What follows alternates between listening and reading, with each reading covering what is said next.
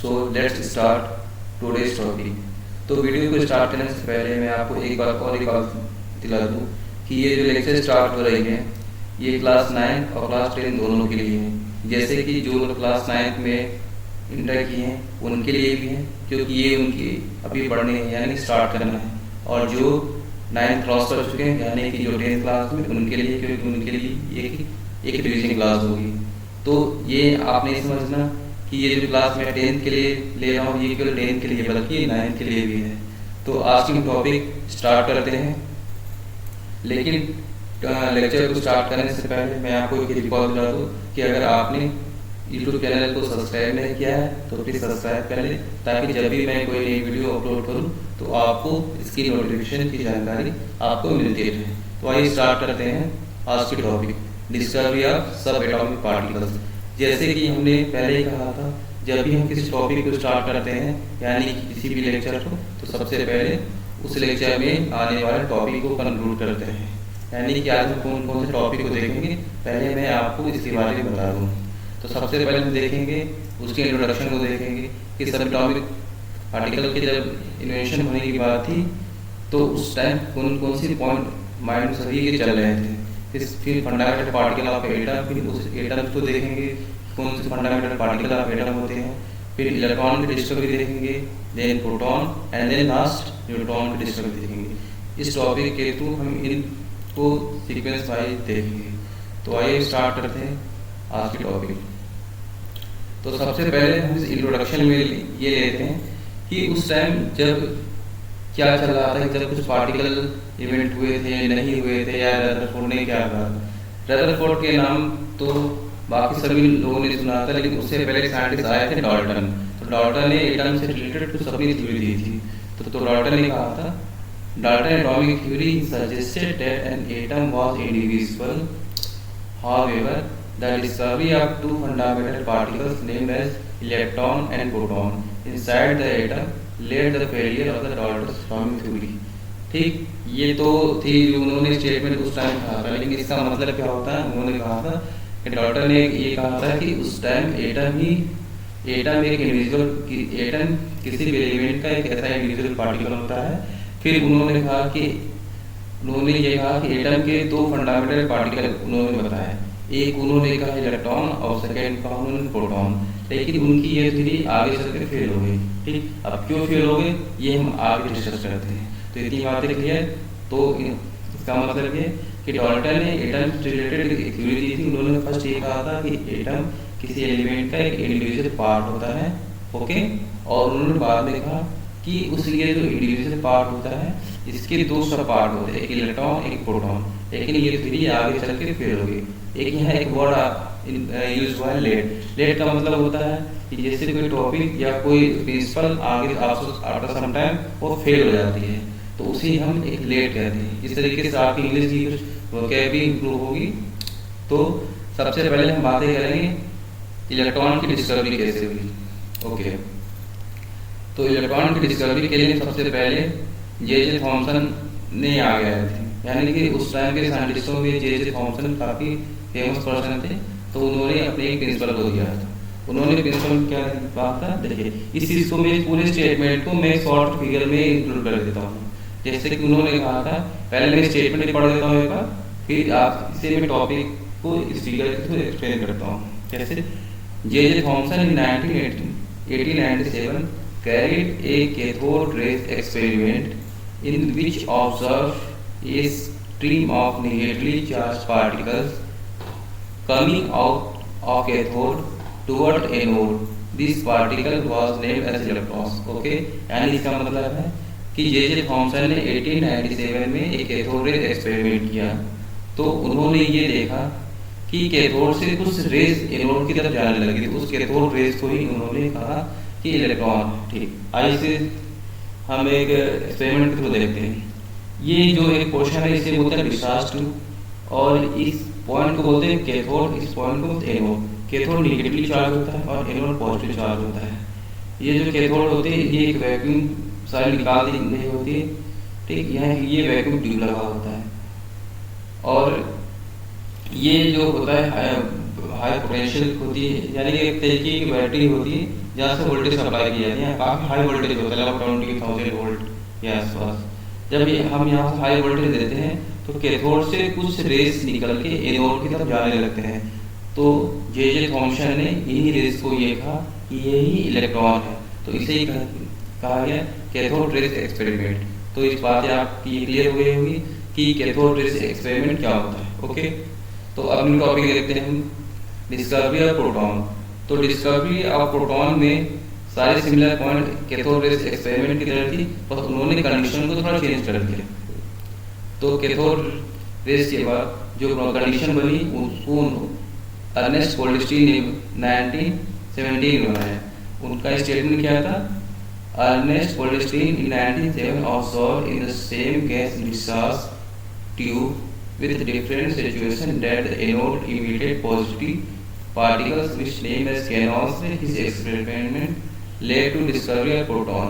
Okay, तो यानी कि इसका मतलब ये जो प्रोटॉन की डिस्कवरी हुई थी ठीक इलेक्ट्रॉन की तरह ही हुई थी, लेकिन उन्होंने थोड़े से कंडीशन को चेंज कर दिया, यानी कि डिस्चार्ज ट्यूब की कंडीशन को चेंज किया। उन्होंने क्या कंडीशन चेंज किया? जैसे हमने पहले डिस्कस किया कि एक डिस्चार्ज ट्यूब है, एक एनोड प्लेट होती है, एक कैथोड प्लेट होती है। ओके, और इसके बीच के सारे एयर्स को हम पंप के थ्रू बाहर निकाल लेते हैं, यानी कि एक तरीके का वैक्यूम क्रिएट कर देते हैं। ओके, तो उन्होंने ये कहा कि जो कैथोड था एनोड का पोजीशन और एनोड था कैथोड का पोजीशन, यानी कि एक तरीके के उन्होंने साइन को चेंज कर दिया, यानी कि कैथोड और एनोड के पोजीशन को चेंज किया। जैसे कि मैं आपसे कह दूं, ये प्लेट था, कैथोड को उन्होंने पॉजिटिव टर्मिनल से कनेक्ट कर दिया और एनोड को उन्होंने नेगेटिव टर्मिनल से कनेक्ट कर दिया। जैसे ही उन्होंने वोल्टेज सप्लाई ऑन की तो उन्होंने ये देखा कि कुछ रेज जो होती है एनोड से कैथोड की तरफ जाने लगती है। तो इनिस रेस को कहा गया कि ये एक तरीके का कैनॉल रे है। तो यही कैनॉल रे आगे चल के प्रोटॉन कहा गया। ओके, तो इस तरीके से आपके पॉइंट क्लियर हो जाते हैं कि कैनॉल रे क्या होता है, कैथोड रेस क्या होता है। Okay, start. तो मैं फिर से रिपीट करता हूँ कि कैथोड रे और कैनॉल रे में डिफरेंस क्या है कि उन्होंने इस डिस्चार्ज ट्यूब के कंडीशन को चेंज कर दिया था। जो पहले कैथोड था अब एनोड हो गया, अब जो एनोड था वो कैथोड हो गया। बस ये ही पॉइंट कंसीडर आपको करना है, ठीक। बाकी सारे एक्सपेरिमेंट ठीक है। ऐसे तो बुक्स में कभी कभी एनसीईआरटी में ऐसी चीजें दी होती है जो पढ़ने को तो बुक पढ़ लेते हैं लेकिन वो क्लियर नहीं होती, तो इसलिए मैंने मिनिमम लाइनों में यानी मिनिमम वर्ड्स में इस पूरी टॉपिक को क्लियर कर दिया। ओके, तो आपको कभी कोई दिक्कत नहीं होगी। इसमें मतलब ये रिकॉल रखना है कि इस कंडीशन, ये जो कंडीशन चेंज हुई है पॉजिटिव नेगेटिव वाली, इसे आप रिकॉल रखेंगे कि ये रिकॉल क्या है, नहीं तो जो स्टूडेंट है दोनों में सेम कंडीशन बना देते हैं। ओके, अब हम देखेंगे कि न्यूट्रॉन की डिस्कवरी कैसे हुई। तो न्यूट्रॉन की डिस्कवरी के लिए हम ये देखेंगे कि इसमें उस टाइम बातें क्या चल रही थी, यानी इसको लेकर क्या स्ट्रक्चर चल रहा था। It was observed after the discovery of electron and proton that all mass of atom cannot be accounted on the basis of just electron and proton। यानी कि उस समय जब इलेक्ट्रॉन प्रोटॉन की डिस्कवरी हो गई तो भी किसी ये देखा गया कि जो एटम का मास होता है फिर इन दो बातों पर डिपेंड नहीं करता है, यानी कि इलेक्ट्रॉन और मास और प्रोटॉन के मास पर, यानी कि किसी एटम का जो टोटल मास जब कोई एक्सपेरिमेंट किया गया देखा गया कि जब एटम का जो मास था इलेक्ट्रॉन के मास और प्रोटॉन के मास को ऐड किया गया तो उस एटम के मास के इक्वल निकल रहा था। तो Rutherford was unable to explain any other atoms of different element except hydrogen on the basis of proton and electron. तो रदरफोर्ड इसलिए फेल हो गए क्योंकि रदरफोर्ड हाइड्रोजन एलिमेंट के अलावा किसी भी और एलिमेंट का इलेक्ट्रॉन और प्रोटॉन के बिहाफ पे मास बताने में अनेबल हो गए। तो इस वजह से रदरफोर्ड का जो एक्सपेरिमेंट वो कैंसिल हो गया या फेल हो गया। तो इसके रिलेटेड न्यूट्रॉन की डिस्कवरी में कई साइंटिस्ट आए, उन्होंने हर साइंटिस्टों ने अपने अपने तरीके से कुछ ना कुछ व्यू दिए। तो उस टाइम जो सेकंड एक्सपेरिमेंट किया गया, तो सेकंड एक्सपेरिमेंट के टाइम बोथ एन.एच. बेकर्स नाम के साइंटिस्ट आए। उन्होंने क्या किया कि बेरिलियम को जो अल्फा पार्टिकल के साथ बमबारी कराई तो ये ऑब्जर्व किया कि एक न्यूट्रल रेडिएशन निकलता है इन 1930 में। तो ये रेडिएशन निकलता है हाईली एनर्जेटिक होता है लेकिन इसका अपना कुछ मास नहीं होता, तो इसलिए इसे कहा गया ये गामा रेस है। ओके, स्टेटमेंट के अकॉर्डिंग देखते हैं both and hacker Baker, while bombarding beryllium with alpha particles, observed electrically neutral radiation in the year 1930. The scientists believed it to be photon with high energy, also known as gamma. ठीक हो गया, यानी beryllium को और पर alpha particle की बमबारी कराई तो उन्होंने देखा कि एक हाईली एनर्जेटिक रेज निकला जिसे उन्होंने फोटोन कहा और बिल्कुल फोटोन जैसा ही लगता था और इसी आगे चल के इसे गामा रेज कह दिया गया।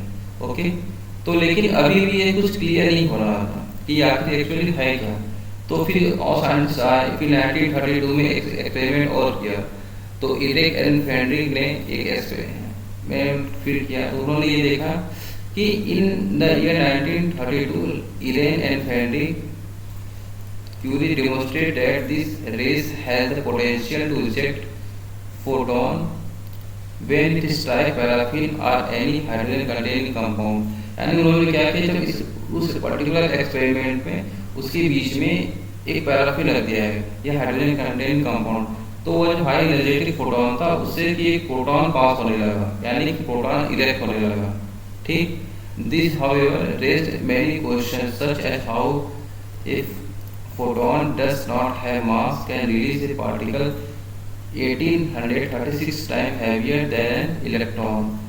तो जब हाई एनर्जेटिक फोटोन में पास हो रहा था तो उस जब पैराफिन एक रखा गया तो उसमें क्वेश्चन ये हुआ कि कैसे कोई पार्टिकल जब जिसका पे जब कोई मास ही नहीं है तो इतने इलेक्ट्रॉन के इक्वल मास के बराबर वो कैसे इजेक्ट कर दे रहा है। तो ये काफी डाउट वाला पॉइंट था। तो इसको सॉल्व करने के लिए उन्होंने एक और एक्सपेरिमेंट किया। ठीक, तो 1932 में जेम्स चैडविक ने एक एक्सपेरिमेंट किया कि in 1932 James Chadwick conducted the same experiment but he used different bombardment target other than paraffin. यानी कि चैडविक ने क्या किया कि पैराफिन की जगह किसी और सब्सटेंस को उन्होंने रख दिया। तो उन्होंने देखा कि after research and analysis of the various target he discovered the presence of a new particle।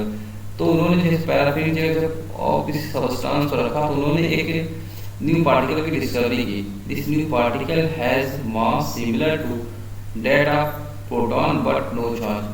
तो उन्होंने देखा कि जो न्यू पार्टिकल था उसका अपना तो कुछ मास था लेकिन उसके ऊपर कोई चार्ज नहीं था, तो he name this particle as neutron. तो उन्होंने इस न्यू पार्टिकल को न्यूट्रॉन नेम दे दिया। इस तरीके से न्यूट्रॉन की डिस्कवरी हो गई। तो इस तरीके से हमने देखा कि इलेक्ट्रॉन, प्रोटॉन और न्यूट्रॉन की डिस्कवरी हो गई। और अब देखते हैं कि इस जो सब एटॉमिक पार्टिकल थे उनके अपने कुछ मास, कुछ चार्ज थे, अब उन्हें कंसीडर करते हैं।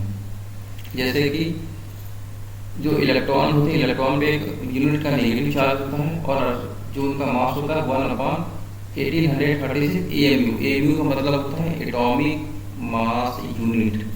ओके, और जो इनके चार्ज होते हैं -1.6 × 10⁻⁹ और जो एब्सोल्यूट मास होता है 9.11 × 10⁻31 यानी कि -31 kg। ये सारे जो यूनिट kg होते हैं। और प्रोटॉन भी पे जो चार्ज होते हैं 1 यूनिट का पॉजिटिव होता है और रिलेटिव मास 1 होगा। और जो एब्सोल्यूट चार्जेस होंगे ये भी इलेक्ट्रॉन के चार्ज के इक्वल होगा लेकिन इसका मैग्नीट्यूड सेम होगा, बस इसका जो साइन डिफरेंट होगा। और जो प्रोटॉन का जो मास होगा 1.167 × 10⁻27 kg। एंड न्यूट्रॉन पे चार्ज हमने पहले देखा है कि इस पर कोई जो चार्ज है 0 होता है यानी कि न्यूट्रल होगा। और इसका जो रिलेटिव मास होगा जो इलेक्ट्रॉन के मास का